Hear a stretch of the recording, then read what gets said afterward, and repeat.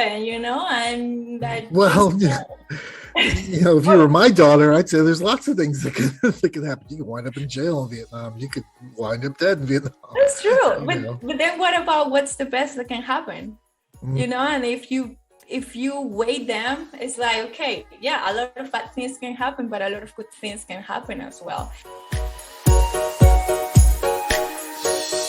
Welcome to the Crossing It Off podcast, the internet's #1 bucket list show, where we believe your bucket list can be more than a social media brag, but bring you deep joy in your life. Each week we share the stories of people just like you that are living out their bucket/life goal list. I am your host, Roger Williams, and through hearing our guest adventures, my goal is that you will find inspiration and empowerment to add and cross items off of your list. When you find something here that motivates you, we ask that you share this episode with one other person and rate and review the show. Let's get to crossing it off.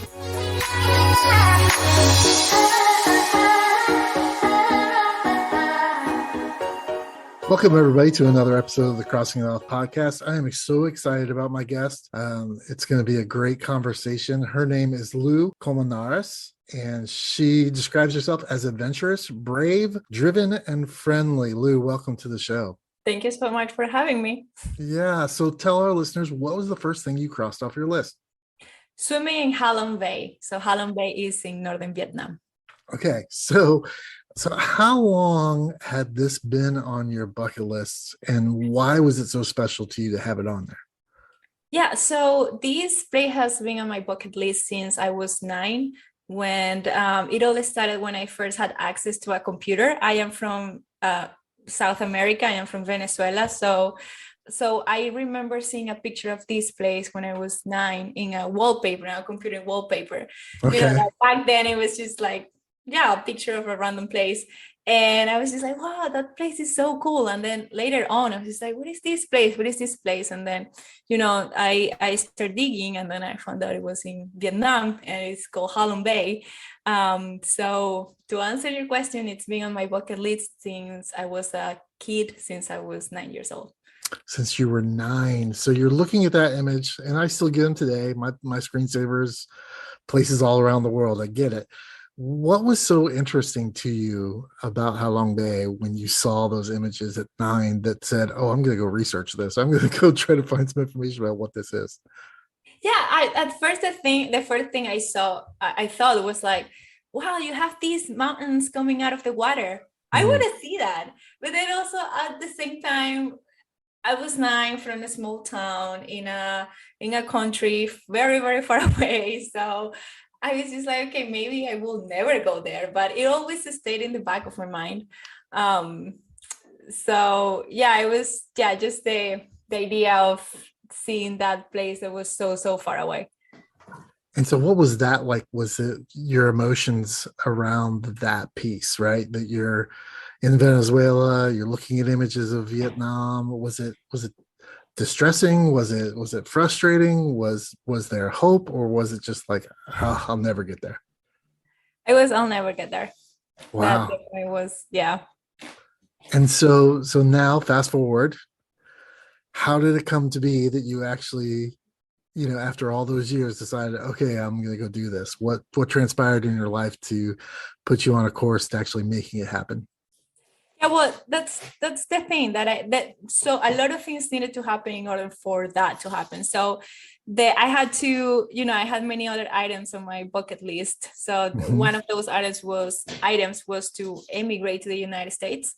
And then the other item was to become financially stable. And then also another item was back at the moment I was married. So I was just like, oh man, I can never go, because my partner at the moment didn't have any interest in going there. So I was just like, divorcing that person was also part of that. And it became part of my divorce bucket list. So sometimes people call that an F it list. Really? I didn't know that was the name. Yeah, F it. Instead of bucket, F it. Yeah, no, I understand that. And so those things all transpired, and were you always still thinking about it? Were you continuing to do research? Like, I went on the Camino de Santiago. I spent like 10 years just research, watching everything I could on YouTube, all that stuff. Was it that same thing for you, or was it just okay? Now that I have freedom, I can go out and do this. It was more like the second one. It's like, okay, now I have the means, I have the freedom, I have the confidence, and I believe I can go there. So before I didn't believe I could go there, because I didn't have the confidence, and it just seemed like so far away, that I didn't even research about it. So it's like when I knew that I was in a good space to go there, I was just like, okay, let's go all in, and just one way ticket to Vietnam. One way ticket. Yeah. Wow, that's pretty adventurous. That really means you had time and space to do that. What were some of the things that you did to prepare for that trip? Like whether it's practical or emotional, what were some of those things? I think like the first one is to know that you are gonna go to that place that you've been dreaming of. So I will say the first one that helps me the most was knowing that I had enough money to go there, and the second one that helped me the most was that I knew that other people went there too, other people that was not so close to me, but people that I had in social media. Hmm. So that knowing that, okay, it's possible to go there, and that if I go, I'm not gonna die because some other people have done it. So those things really helped me. Awesome. So you decided to go. You're ready to make this trip. So Mhm. describe how your trip before you got to Halong Bay. What was that like? Was it the only destination you were looking at in Vietnam, or was it just a part of a larger trip? Or how did you get from A to B from wherever you started to the Bay? Yeah, sure. Yeah, it was actually so Vietnam is divided in south and north. So the capital, which is Saigon, yeah, Saigon. So that's where actually the city I landed in. So it is located in the south. So I needed to make it all the way to the north, and it's a long country. So I needed to get there, and that was a cultural shock because. mm Vietnam, in terms of tourism, is not as developed as maybe some of its neighbors, like Thailand. So it was the first cultural shock of, oh, I don't know any Vietnamese. I don't have how to communicate. I don't know how to ride motorcycles because that's one of the main mode of transportation. And I'm like, okay, I want to go see the country. So it took me from the moment I landed in Vietnam. It took me about 2.5 weeks to make it to Halong Bay. Yeah, because I okay, I had my goal in mind, but I was also amazed by all the things I was experiencing in this country. So Yeah, and slow travel allows you to do that, right? If you're not, especially if you're buying a one-way ticket, it can take you how long ever it takes you to get there. So that's good. When you got to Halong Bay. What did you take an excursion on a boat? Did you take a tour company to help you, like, or did you just like show up with your beach towel one day? yeah, so I did my research, and I knew that you could book a tour from Hanoi, which is the main city in the north. And as soon as I got to Hanoi, I was just like, okay, where do I find the tour to Halong Bay? So you can find it everywhere. It's very easy. And to my surprise, I was like ready to spend like $500 to go to Halong Bay. The tour was only $12 at the moment back in 2000. It was like, oh, even better. What year was that? 2018. 2018. Okay, so that Yeah. was good right before the pandemic. That's good. Yeah. So I was like, okay, cool. And I was so excited that I pretty much I couldn't sleep the night before, so I decided to go out with some friends I met at the hostel, and I probably slept like 2 hours, and we were leaving in the morning to go there. So you leave the mainland, and you have to go through this bay, and you have to go through these floating towns, and then you get to somewhere in the bay where you can jump. And I was just like, man, I'm here. And I was just like, I don't know, just talking. And I had to bounce from group to group because some groups I could tell they were sick of me talking about the place. So it's like, okay, time to go to the next group. So at some point the boat stopped and they were like, okay, if anyone wants to jump off the boat, you can do so. And I was just like, okay, say no more. I took off my jacket because it was winter. It was in February of 2018. It was winter. So I was like, I took off my jacket and my pants and I was like, I want to be one of the first ones to jump off the boat. And once I did, I was just like, wow, like, man, this is an item and a dream that has been on my list for almost 20 years. I finally made it happen. So it took a lot to make it happen, but that's also why it was so rewarding. Yeah, it sounds like it. What was it like for you after you jumped off and you got back on the boat and you're sitting there and you're like, I'm here, I'm here. How did you feel? Like, how did your body feel? How did your mind feel? What were you going through knowing that you had crossed that off and still being there in that space? You know what? I don't really remember. I was so excited that right now I'm like, I don't know. I know I was not crying. I know I just kept talking and talking and I was still excited and I probably was jumping because I do that when I am very excited. But something that I can tell you is that I was so in the moment that I only have 3 pictures from that day. I was just gonna say that happens to me when I travel. I get excited about what I'm doing and what's around me, and then I forget to take pictures. So I understand that because I'm a people picture person. I want people in my pictures. I want to remember people. Old buildings and that kind of stuff is not as impressive to me as like remembering the people that I met and I experienced those things with. So I get that. I was going to ask you how many pictures did you not take? So thanks for answering that. Here at the Crossing It Off podcast, we are passionate about inspiring you in your bucket list lifestyle and empowering you to live out your list. We offer many resources to assist you in your bucket list journey, such as web resources in the show notes, bucket list mentoring services, my book Live Out Your Lists, a private Facebook group for you to share your bucket list success stories with others, and more. All of these can be found at crossingitoffpodcast.com.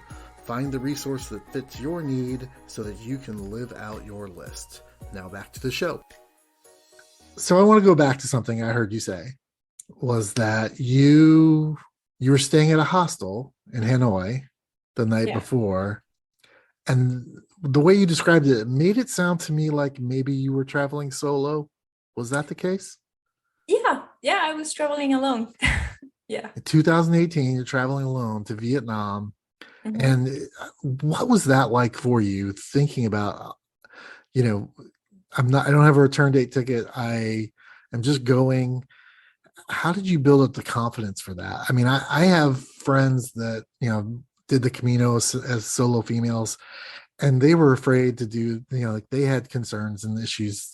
I mean, as women may have those as concerns about traveling solo, but the Camino is like so urban, and so it's not like you're out on the Appalachian Trail by yourself. What was it like for you, or what was inside of you that said, I can go do this? I'm going to go to this foreign country. I don't know the language. I am going to go and experience this as something I've always wanted to do.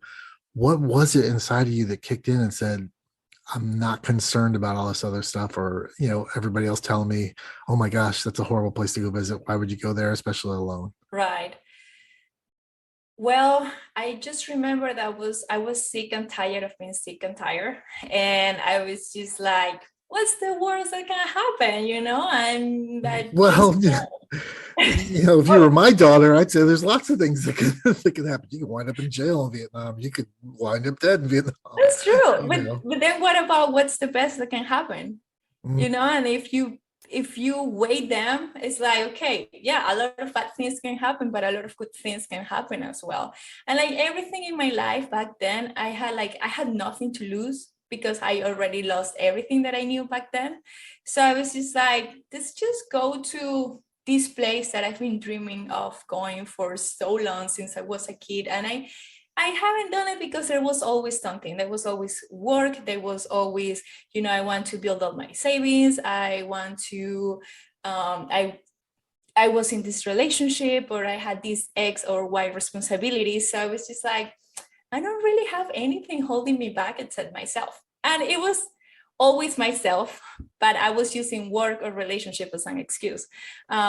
So it just took that, and I don't know. I it's not like this was my first solo trip. I was already an experienced solo traveler before, and also even back then for my first solo trip, it took being sick and tired of being sick and tired, and I was just like, and it was also this mindset of I am in my late 20s and I only have this life and I am the only one responsible for my life at this moment. And I am also the only one responsible for the consequences of my choices at the moment.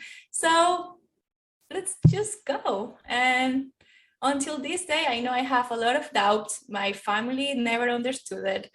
They still don't. They actually still don't understand why I travel, but I don't like, that's okay. I mean, that's it. I don't know. It's just go, it's Yeah. the only life you have. What was the pushback like from parents or siblings or friends, or was for all your solo travel? It doesn't have to be just your trip to Halong Bay. What do you tend to get as a female solo traveler? What are some of the pushback you get from specifically family and friends? Well, the concern about safety, and which I totally get it. Everyone is afraid of the unknown, and sometimes we don't really understand why some people do what they do, and we question their choices and our choices, and we want to be comfortable with what we want, and we want also other people to be in the same space. So my family has never left the country. I am actually the first immigrant in my family, and it's been a lot of, let's say that I have broken a lot of paradigms, and I have and all concepts that they had about how to live and what to do with your life, and what certain path that you have to follow when you become an adult. So they were very confused at the moment. I was also confused because I was just like, okay, I'm coming from this society that tells me to behave these ways, coming into another society, it's still Western society, but a little more like open-minded. Mm-hmm. So it was a lot of confusion. And then also one thing about Halong Bay that I will say probably was a bucket list item that I didn't know it was until I went there and came back, was experiencing Asian culture. It's just and not like well, I was also able to be in other parts of Asia, Mm-hmm. so that was also something that changed my way of thinking and broadened my perspective. So I was like, I wish I had it. Like sometimes I'm like, when I'm going to a new country now, I add like, getting more familiar with the culture as a item, because you learn so much about yourself and your way of thinking because you're challenged by it. So when you visit a different place. I am going to ask you what you learned most about yourself, but I'll hold on to that for just one second. Okay. So, Lou, why do you think having a bucket list is so important for you? For me, is because I'm not gonna plan a trip if it is not a bucket list item. I feel like a bucket list item is like the north star of a trip. It's because it is at some point an experience made me put something on the bucket list, and now I'm gonna go to the hassle of taking time off work and saving and buying the tickets and all that to just go and cross that off. Yeah, I think it's so important for folks to write it down, write their bucket list down. So many people try to keep it in their heads. I think I heard a statistic once that like 92% of Americans have bucket lists. And I was like, yeah, but how many of them have written down? How many of them are intentionally looking at it from day to day and saying, okay, I'm going to do these things? If you keep it in your head, it's like you say, there is no North Star if you're keeping it in your head, because there's 10,000 other things going on all the time. So thanks for sharing that. If somebody else was going to do this trip, or they were going to take the trip, or they had Halong Bay on their bucket list, and they came to Lou and said, Lou, what's the one thing I need to do now? And I'd like it to be practical, right? Not just do it, but what's something that they need to like really make sure that either they experience or a logistical thing? What's that one thing you would tell them? Well, I would say the first one will be logistics, of course. You always, when you're traveling to a place that you don't know, knowing where you're going to stay gives you a lot of peace of mind. And a country like Vietnam, you need peace of mind because your mind is going to be so occupied and confused by the new smells, the traffic. The traffic there, it took me 10 minutes to cross the street by the traffic, by the new food, that the people, that by trying how to communicate. Which another tip or that I can give is to get a SIM card as soon as you get out of the airport, and use Google Translator, because very few people speak English. And I'm just gonna send and be. I know this is more woo-woo, but Okay. be open-minded. You just gotta be open-minded, and don't bring with you your Western way of thinking, because over there it's just like no. You're very challenged by how things are there, and that's okay. That's the way things are there. Can you give us an example of those cultural differences that you like went, oh my gosh, I didn't realize this, that helped you out on your trip? Yeah, I mean the first one was the food. Over there, not to scare anyone, but over there you if you're a vegan, you can find vegan options, vegetarian, if you can find all that. But for example, for me, I was staying with local families in small towns. So to me, it was the things that they eat. I when I was staying with local families, I had to eat not I had to. I was willing to. So I had to eat a lot of insects and worms and crickets. And in one particular town, I had dog meat. So they eat dogs there. So I am a dog lover. So that to me was very shocking. But at the same time, it was just like, after being there for a while, I was just like, that's the way it is here. And that's it. There's nothing I can do about it, and that's it. So Yeah. that was very challenging. What do you think is the one thing that after you got done with that entire trip, and you spent more time than just in Vietnam, but after that trip, what was like the one transformational thing that you could see in yourself that translates to your life now outside of that trip? Being easygoing and being okay with how things are and people are. Before, I used to worry too much about what people did or did not, or how wired. I don't know, just worry too much about other people. And what for? I was just wasting my energy. And after this trip, what I was gonna do, like, it's especially like when I visit that small town, what was I gonna be like, hey, don't eat this, don't eat that. That's the way it is. They have been doing that for centuries. It's their culture. I'm not here to change anyone. I'm just here to learn. So let me rephrase my answer by saying that it changed me, or in the way that of having a student mindset, or a learner mindset. It's just like, I'm here to learn. That's it. I'm not here to judge. I'm not here to try to change anyone. Awesome. I think that's great. It is definitely a benefit to having travel under your belt, and also having a bucket list. I think it's one of the greatest things, to get outside your bubble, no matter what it is, whether it's playing an instrument or doing anything different than you normally do. It's put it on your list and make it happen. So awesome. So Lou, tell me, what's the next thing that you would like to cross off your list, or something you're looking forward to down the road? Sure. Well, my next item is going to Madagascar in Africa. Okay. Not to swim this time. I want to go hug a tree that is called baobab. And it's only in Madagascar in Africa. Is it like a single tree, or is it just a type of tree? It's a type of tree. Okay. And Yeah. is there something in the culture that you get a little rub if you hug the tree, or is it like, why hug it? Just Well, I don't know if you ever read The Little Prince. It's a small book. So there is like in the book where he says that in his little planet he has these trees that grew in it that are the baobabs. So that's my favorite book. And I just found out I found out like 4 or 5 years ago that it exists. So I'm like, I want to go hug a baobab tree because in honor to my favorite book, That's which is awesome. Little Prince. That's amazing. Lou, thank you so much for being here. Where can folks find more information about you?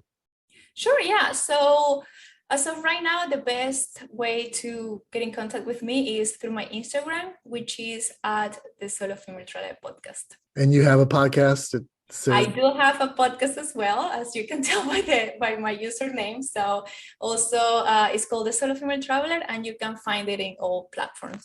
what's the theme of your podcast? It kind of says it in the name, but explain a little bit what your goals are. Sure, yeah, it's about solo female travel. So I share stories of other of women about their solo travel experiences. Awesome. I think that is fantastic. We will put all that in the show notes. Lou, thank you so much for being here. And after you hug that tree, I want you to come back on the show because I think Sure. that's an amazing story that I'd like to for folks to hear. So please do that. And thank you again. Thank you.